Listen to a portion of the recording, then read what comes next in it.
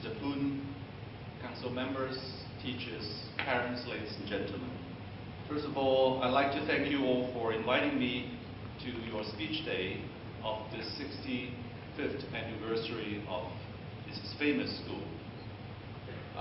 When I arrived, I received a warm reception outside the toilet by a group of your teachers who want to take pictures of me. It took me a while to get out of the toilet, actually. And to be honest, I enjoy coming to high schools or secondary school speech day more than the congregation or the graduation ceremony of the university, because in a university's graduation ceremony, we have about 4,000 graduates, and I could hardly see them, not to mention to shake their hands individually. But when I come to high schools, I can come to close contact with our students and to know some of you. When I hear those are the top students, I'll usually whisper in your ears that please consider Chinese University.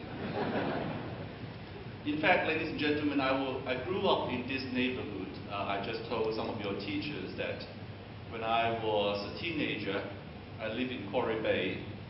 So this is very much my neighborhood, and I still remember the very famous but disastrous fire incidents in Eldridge village.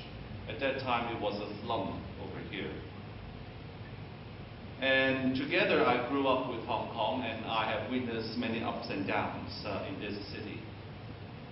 However, we probably have never come to such a confused and sort of chaotic situation like what we are facing now in Hong Kong.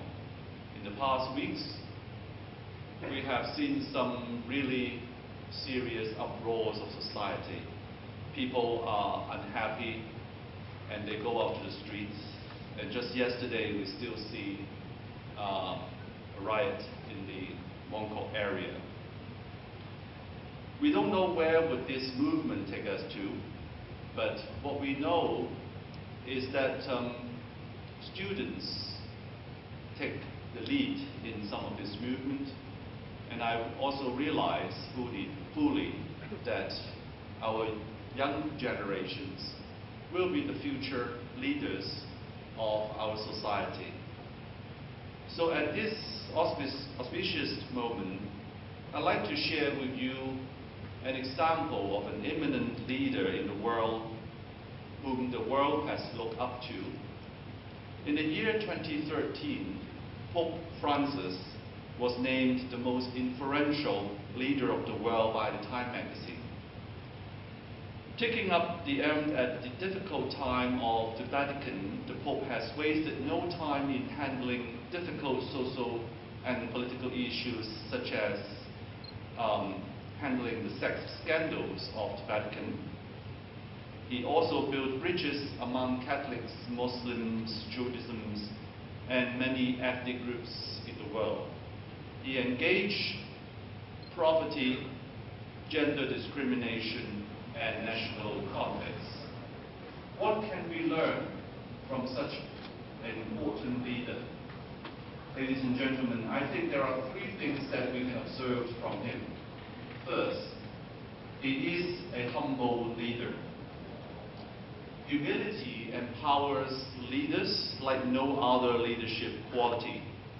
Pope Francis said, if we can develop a truly humble attitude, we can change the world. Humility means that you live in a simple life and not to be ruled by the materialistic world. In the medical school, when people graduate, they are quickly go into a very materialistic world. I see many of my students driving their Mercedes come to my front door when I was still driving an ugly Volvo. But don't rely on such material for the fulfillment of your life. Humility means that you see yourself being equal and not above the crowd that you are leading. So you may one day be the CEO of a company, you may be a leader of a society, the chief executive of a country or city, but you are still a humble servant, because these are the people that you should lead and serve, and not to slave and exploit. Humility means that you are willing to listen to them and accept opinions that is different from yours, and you're not seeing yourself being superior, wiser than anybody, and you are being flawless. Second thing we can observe from the Pope is that he is a visionary leader. In order to lead a team, an organization, or maybe even just a family effectively and sensibly, ladies and gentlemen, you have to be knowledgeable with a broad vision. You have to keep yourself abreast with the advancement in your own field, and at the same time be aware of the turning of the tide in the world. In other words, you have to know your own field, your professional knowledge well, but you also have to see how the world is changing. Sometimes we are too focused on one tree and lost the forest. Other time we are too distracted by the dazzling world and lost our vision and mission. Today you are a graduate of a high school. A few years later, I'm sure many of you will be graduates of a university, and you may even get a higher degree or a professional status. But never stop learning. Never stop inquiring. Never stop improving yourself. Never stop looking around and ahead for opportunities. In the words of the Pope, again, be always ready to reform, renew, and reinvent yourself. I think what we want to teach our students these days is not all the knowledge in the books, but the method that you can learn for yourself in the rest of your life. Lifelong learning is the most important skills that we can impart on our students. Third, we believe that the Pope is an inclusive leader. Facing various social and political issues, Pope Francis declared that the Church should not be a small chapel focused on doctrines of doxity and a limited agenda of moral teaching. His goal, however, is a lofty one. He said, "Leave no one behind." Not someone with a different sexual orientation, not someone with a different religious background, or someone with an opposing political stance. If you want to be a great leader in the future, you will listen to people who may not be seeing things the same as you are. You don't mind to be surrounded by people who are not afraid to tell you the truth or even criticizing you and offer you ideas that you may not like. Leave no one behind and be inclusive.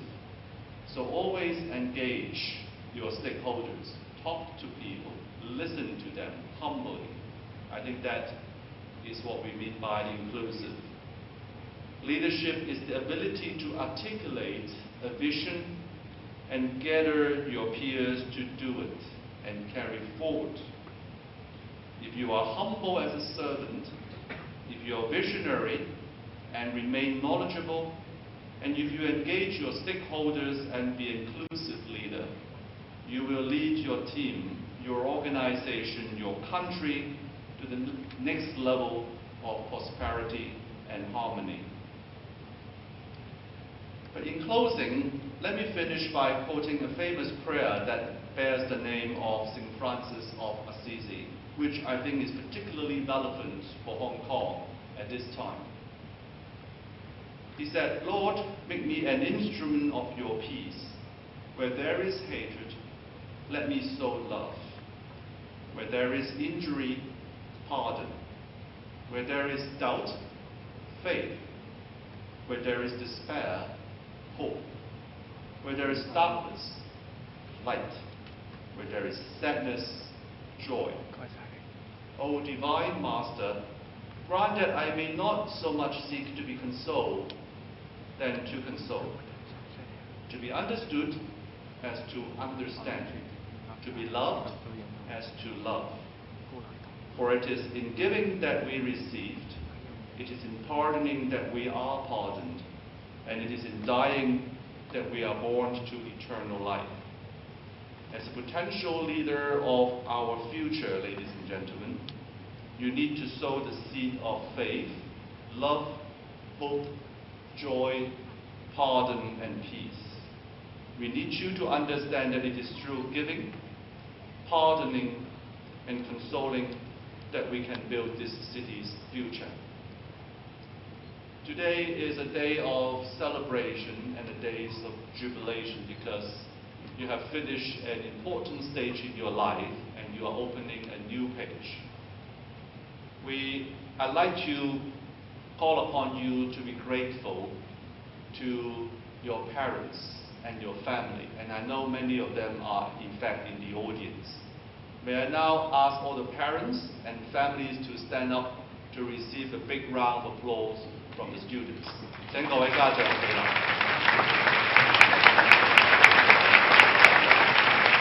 So ladies and gentlemen, I think they should deserve a louder round of applause.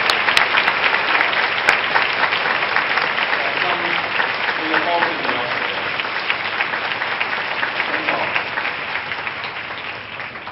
Then, as the principal said, we should also pay tributes to our teachers. These are the people who devoted their time, their energy, even their passion to build you up, to nurture you, to mold you. Let's ask our teachers to stand up to receive our tributes.